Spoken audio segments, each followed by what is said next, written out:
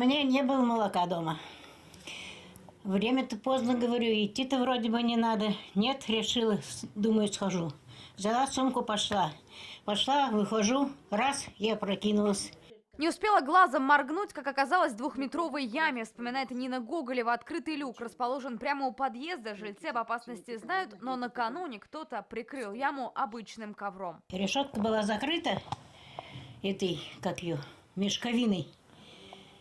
Я не видела ее, и у меня нога как очутилась там. Я оттуда вылезти не могу, ногу вытащить не могу. Никого пока нет.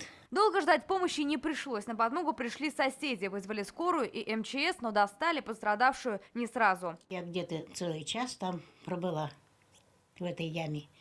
Потом МЧС подъехали, потом приехали, инструмента тоже нету. Пилить нечем решетку.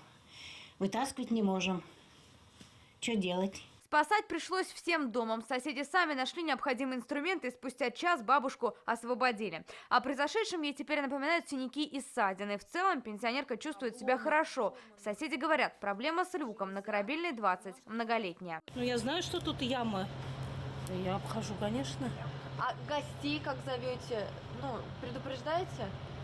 Да. Предупреждать теперь не придется. Сразу после инцидента на место происшествия приехали сотрудники управляющей компании «Вокзальная-1» и заварили люк. Но сколько их еще открытых осталось? Вопрос, на который пока нет ответа. Адель Коломица, Алсу Арсланова, ТНВ, Нижнекамск.